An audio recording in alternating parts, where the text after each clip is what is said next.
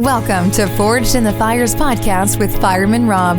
Being a fireman, father, veteran, husband, world record holder, and Ironman, he brings stories of experience to impact your life while challenging you to live it. What do you want from your life? Why do you want it? Are you willing to go through the challenges to get there? If you have the courage to take that first step, let this podcast be the catalyst to start your fire, while you bring the resilience to make it continue to burn. Our lives are made up of moments called right nows. So let's get started. Forged in the Fires podcast with your host, Fireman Rob, begins now. Welcome back to Forged in the Fires podcast. I'm your host, Fireman Rob. Today's guest is an amazing individual who continues to inspire people throughout the globe with his story, with his message. He's a Silver Star winner, Bronze Star, 2 Purple Hearts, numerous air medals, combat action ribbon. Let's get into his story. Captain Charlie Plumb, thanks so much for being on the show today. Rob, a pleasure to be with you. Your story, it is just iconic. I read it and I just, it's one of those things where you can't even imagine what you went through. Kind of your backstory. I want to go back into, you began in the Naval Academy, right? And then you went to Miramar, and you were in the first, in essence, Top Gun class, correct? Well, we didn't call it Top Gun back then, but I flew the first adversarial flights for the replacement air group of F-4 Phantoms, and that morphed into a segment of that squadron, and then it finally split off to be a Navy Fighter Weapons School. But that actually, I don't know that anybody called it Top Gun until Tom Cruise came around. So none of you were riding. How many times did you play volleyball? I don't think you want to see me with my shirt off. Hey, you never know. Way back in the day, that could have been great, Oh yeah. What was it? What was it like going through and being that first adversarial of flights? What was it like? Was there fear? Was there excitement? What was it like as a mindset? It was the biggest thrill you can even imagine. See, what happened was the F-4 Phantom was designed as a high-altitude supersonic interceptor. They weren't supposed to be dogfighting. Oh, really? In fact, when I flew the Phantom, they didn't even call us fighter pilots. They called us intercept pilots. And so we didn't know how to dogfight. Well, I got out to Miramar, assigned the F-4, but there was a waiting list of about 6 months. And so a buddy of mine and I signed on to the instrument training squadron, which was flying F-9 Cougars, same airplane we had flown in flight training, so we were qualified. And then every afternoon after we'd save a little gas, we would attack the F-4s as they came off the runway. And we were lighter and quicker. We could turn inside these guys, and we'd wipe them out every time. Oh wow! Until one time we attacked the commanding officer of the F-4 squadron. There's a little experience there. Yeah, well, we thought he was going to court-martial us because we weren't supposed to be doing that. And he said, "I just got back from Vietnam, and you looked a lot like MiGs back there. You were behind me." Oh, he said, how about coming out tomorrow and we'll try to train with you guys. Oh wow! So Top Gun actually turned the kill ratio around. The F-4s were just getting blown out of the sky because we didn't know how to hassle.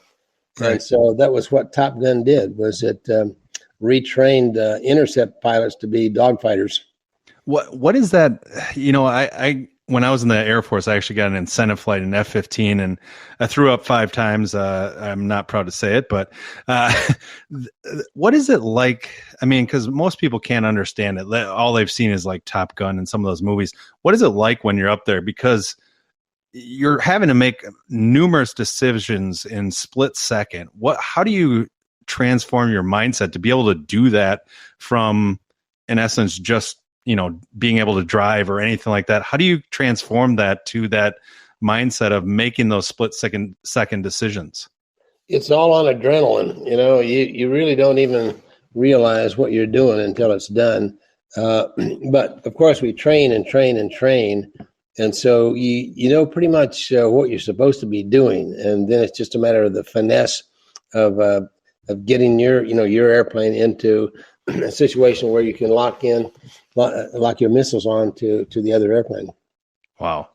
But, so, if you remember, Rob, in the Top Gun movie, the first movie, the cockpit scenes in that were shaking and loud and blurry, and you couldn't really figure out what's going on. That's exactly the way it is in combat. Really? It's just you have no idea, what's going on in the radio. Have no idea, what's going on. It's just it's an amazing experience, but it's it's a thrill. It's a thrill ride to be sure. Of course, when somebody's out there trying to kill you, it gets a little more serious. Yeah. There's a little different factor to that. And you actually landed a lot on aircraft carriers, right? I did. I had 100 carrier landings when I was shot down. So, wow. Of course, that in itself is a bit of a feat. Bringing an airplane that big on a flat top ship. And how fast are you going before you go to a dead stop? We'd come down the pike at about 130 or 135 knots, depending on the weight of the airplane. But then the aircraft carrier is steaming along at 30 knots, so that the closing speed was only about 100 knots, or maybe a little bit more. And so, you had a lot of things going for you. Yeah. What you're trying to do in a carrier landing is put your eyeball through this imaginary window in the sky that's a foot high and 3 feet wide. And you make it sound so easy.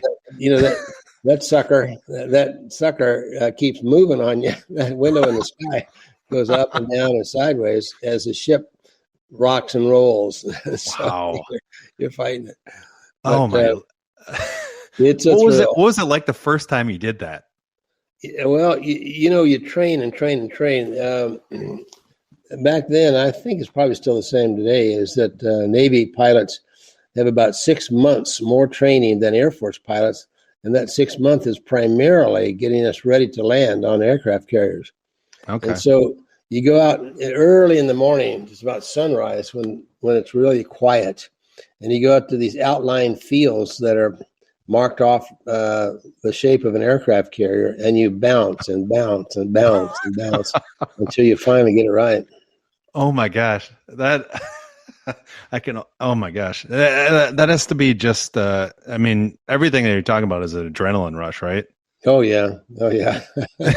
What is it like? What was it like after you went out on a mission and got back? Like, how long did it take you to actually come down from that adrenaline? It was, I don't know, it'd be usually 30 minutes or an hour. You were kind of back in. It kind of depended on the mission. Some of our missions were boring as could be, and some of them were pretty exciting. And then, of course, our flight surgeon had these little bottles of medicinal alcohol. Okay. Well, the Navy issue was rot gut, so all the fighter pilots, put a pool together and we bought some good booze. Oh, that's awesome! So it was sort of party time when we came back. I love it. Well, I want to go into what you said during the Vietnam War, you had 100 carrier landings, you had 74 successful combat missions, and then 5 days before the end of the tour, on your 75th mission, you were shot down. The next part is just amazing. You were shot down over Hanoi. You were taken as a prisoner for 2,103 days. I mean, I can't say what was that like but what were your what were the thoughts going through your head when you got shot down? What was that like? Or do you remember it? Oh yeah, I remember it like it was yesterday. I was in total shock. In fact, I think I was in shock for the first couple of days I was in that prison. I remember saying weird things that were just out of the ordinary for me. But of course, I flew the skies of Vietnam thinking they didn't have a gun big enough to shoot down Charlie Plumb. I was, really? And And I think we were all like that. You can't go into a combat situation thinking you're going to die. It's, Right. kind of like a fireman. You don't run into that building thinking you're not coming out. Exactly. And so I was in shock, the fact that I had been shot down, because I'd been shot at a lot by that 74 missions. And I had tangled with the MiGs and survived that.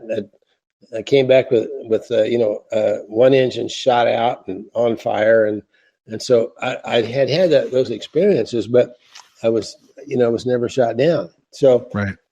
So it was a shocker. So you ejected from the plane, right? I did. I ejected from that F-4 Phantom, and that's a shocker in itself. It's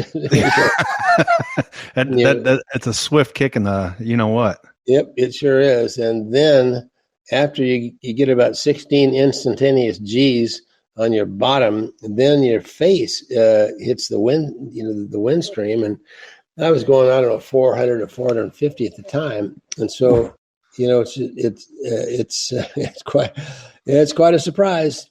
So then when you're sitting with and you guys just had canopies, right? Oh yeah. Okay.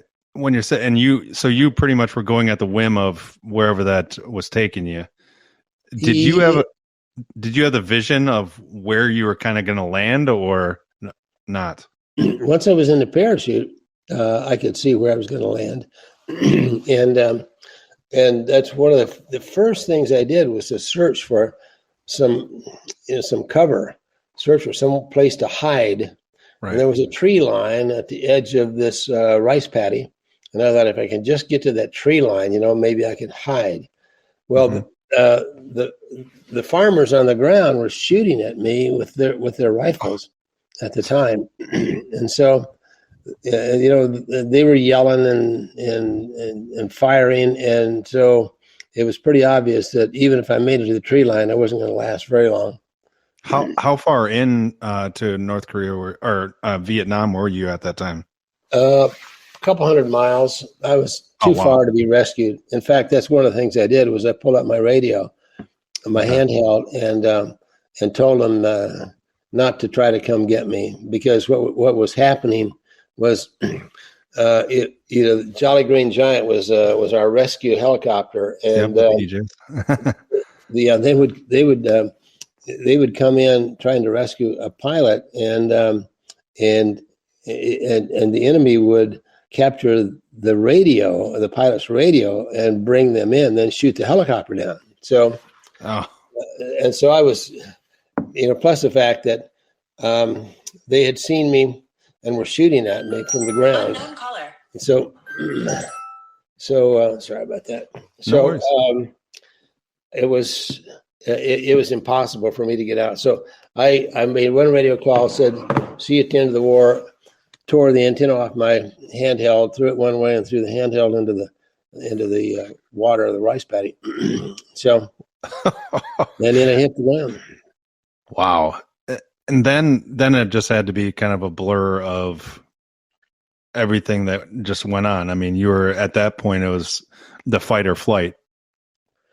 Yeah, pretty much. But I could see that there was no place to go. I had a 38 caliber revolver with me, and I figured I might take out 5 or 6 of them, but there were a whole lot more.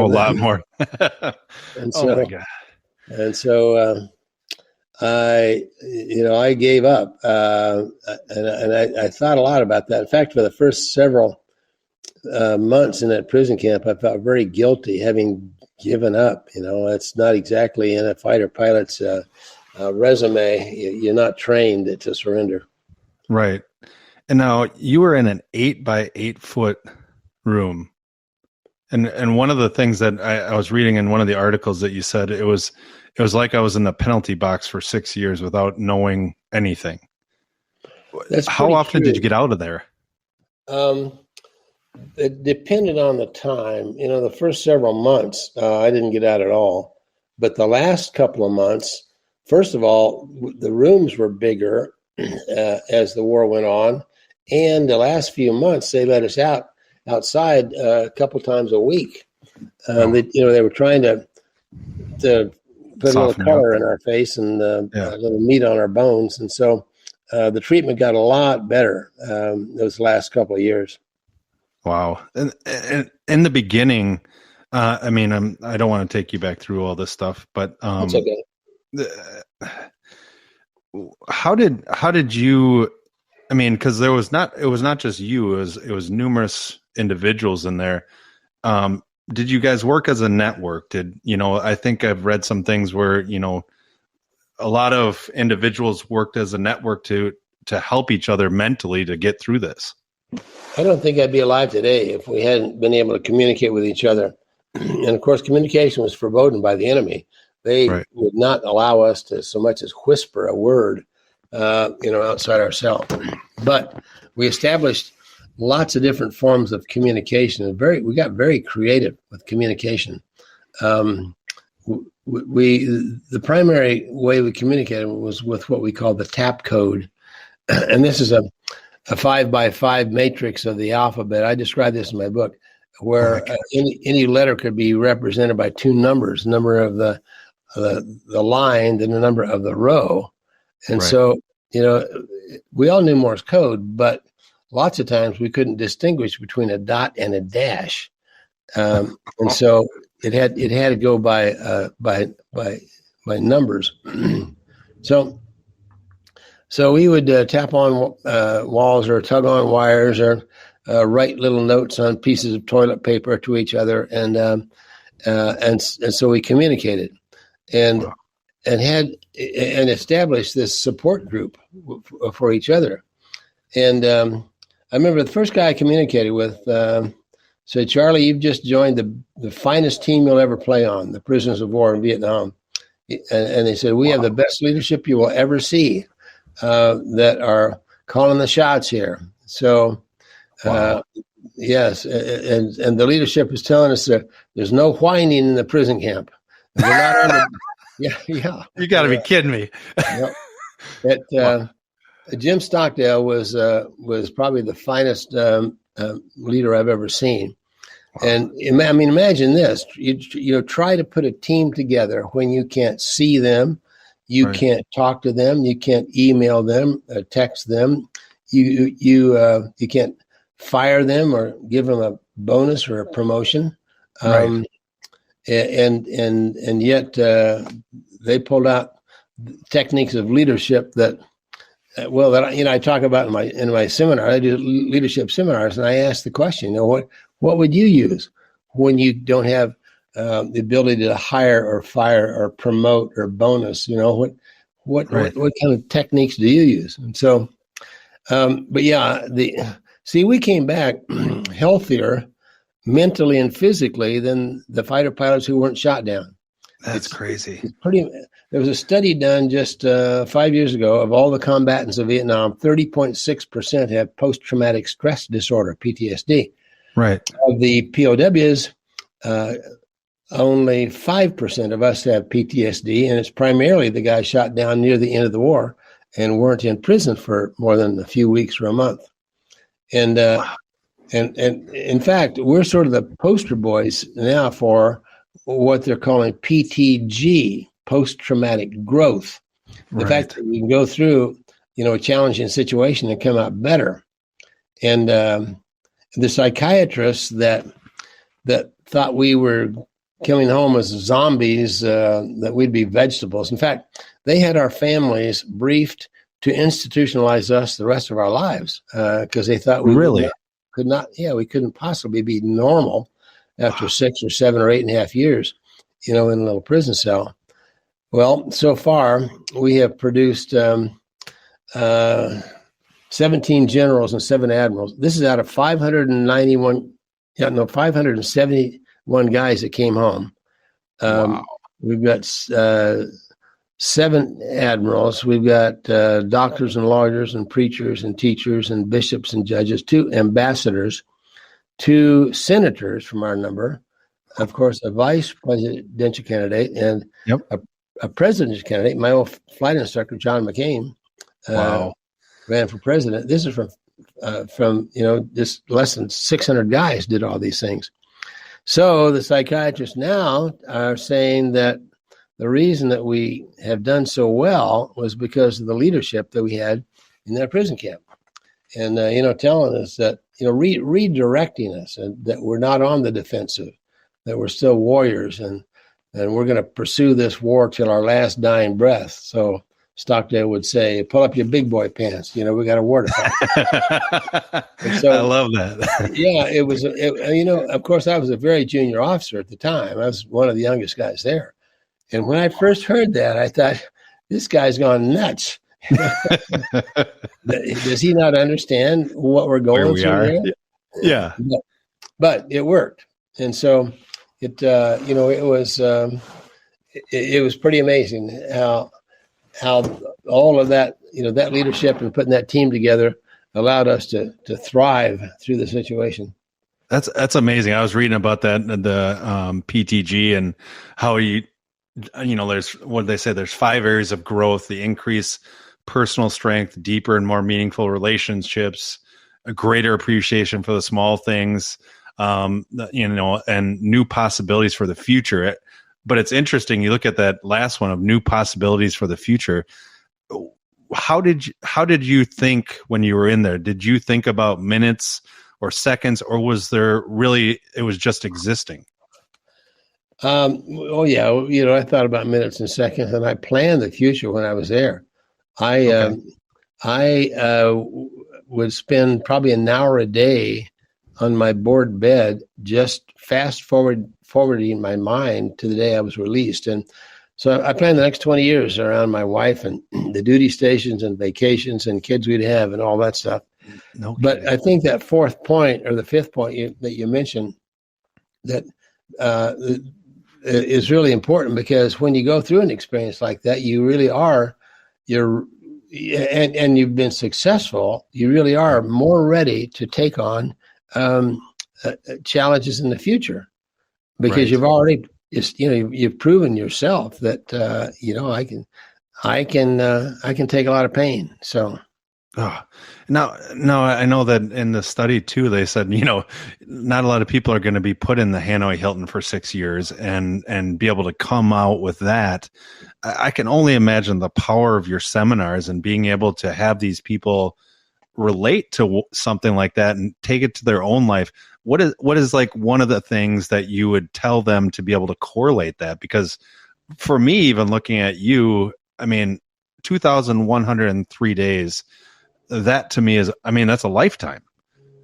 Well, what I try to do in my seminars is tell people that the challenges that they have, maybe the biggest challenges that they have in their life, professionally, personally, at home, at work, are the very same challenges that I had in that prison camp. And then when they look at me askance and say, that can't be true, I'd say, okay, anybody in this audience ever failed at what you were attempting? Anybody here have trouble communicating, even with those you love the most?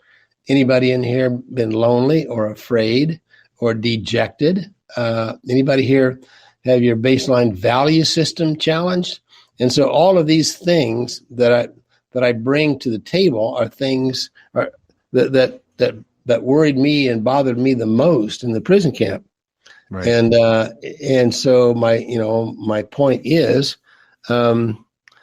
if in fact these are the challenges you have in your life, and if in fact they are the same challenges I had, then perhaps some of the things that I used to overcome the challenge will help you. So that's pretty much the gist of my seminars. I love that. That's amazing. And you've got a great book. I'm No Hero. Yep. That you should have named it a different thing, because that's not true. I'm gonna buy that book. I'm scratching out no. Thanks for that. I appreciate that. What happened, and not too many people remember that this happened this way, but the combatants during Vietnam came back and got spit on and called baby killers and all this stuff, and it was terrible for the ground pounders. Well, any veteran coming home from Vietnam couldn't wear a uniform or that. So, but when I came home, it was sort of like closing the chapter on this terrible experience. And so I was given a ticker tape parade, and Ford Motor Company gave me a brand new car. We all got tickets to the World Series, and we were treated as heroes. And so that's the way I start my book. Is I threw out the first ball at the stadium in Kansas City, and I talk about being treated as a hero, but I didn't really feel like a hero. Right. And so that's the beginning of my book, and that the heroes really are the folks that, that come home and wounded and step away from a wheelchair, or put their life back together, and that's the hero. Wow, it's amazing. The power behind you talking and being able to be humble to that as well. It speaks volumes to who you are. That's amazing. Make sure you go to charlieplumb.com. You can find out more of his books, his seminars. There's so much more to learn about you as well too. You still fly a lot, right? Is that correct? I do. In fact, this very moment, I'm in my airplane hangar. Are you kidding?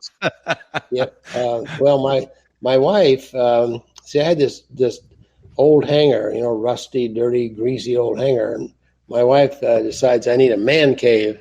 So she designed this two bedroom, 2.5 bath, full kitchen, overlook the San Ynez Valley in California, the vineyards. Wow. And every pilot's dream, the pilots listening to this will understand that the dream is to roll out of bed and into your cockpit and go fly. So that's what I do.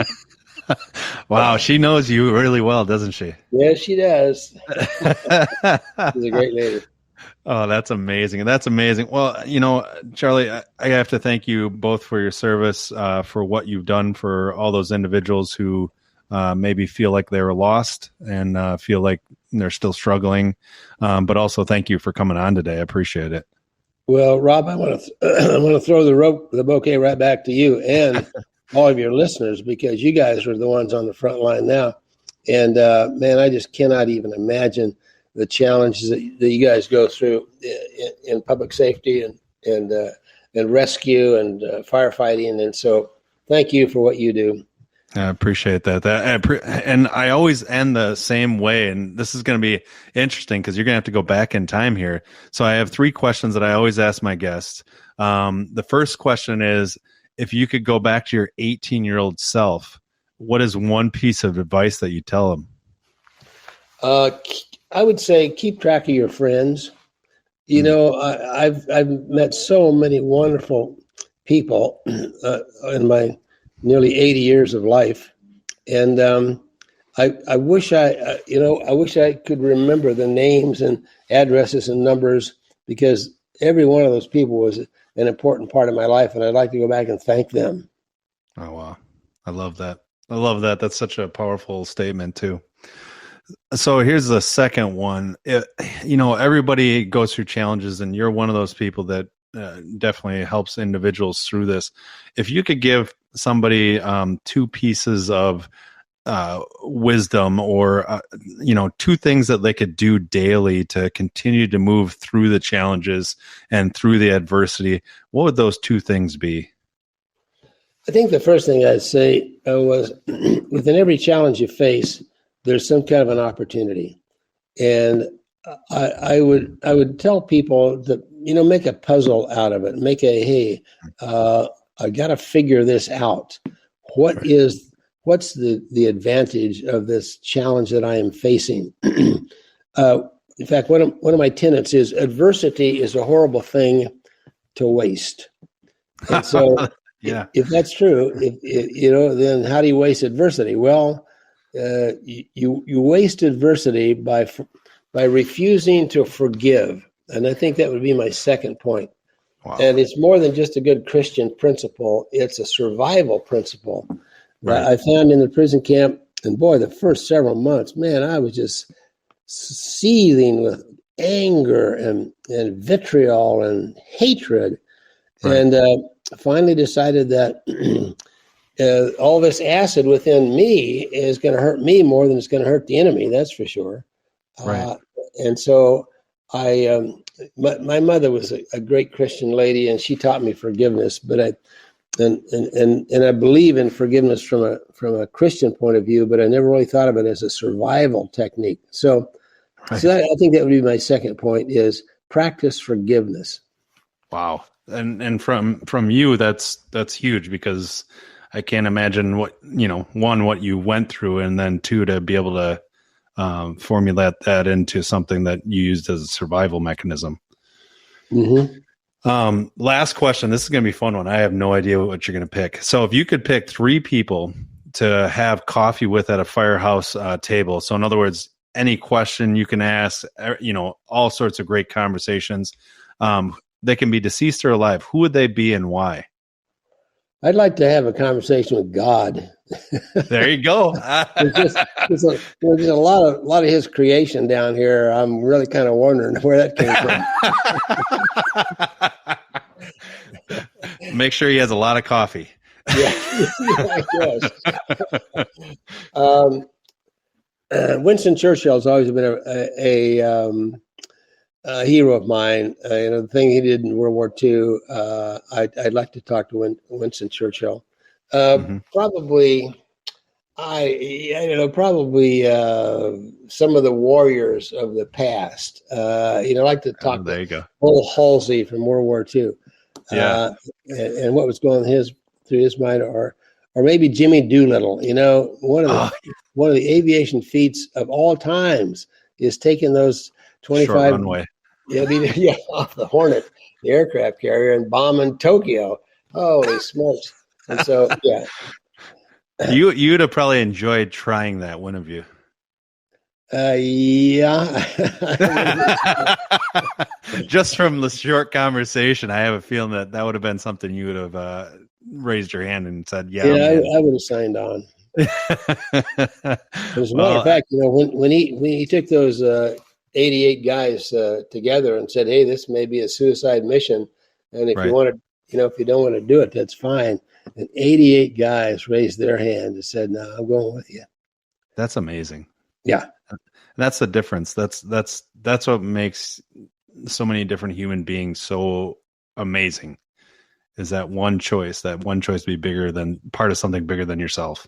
Yep, that's for sure. Yeah. I love it. Well, Captain Charlie Plumb, thank you so much for all your wisdom today, and definitely for your time. Rob, thanks for helping tell my story. I really appreciate you and all the firemen and everything you guys do. I appreciate it. Thanks for joining us today. We'll talk to you next time. Thanks for listening and supporting the Forged in the Fires podcast with Fireman Rob. Remember, don't forget to like and subscribe to this podcast, and please share this episode with a friend or family. To find out more about Fireman Rob or reach out about a question, go to www.firemanrob.com. Until next time, live your life forged in the fires.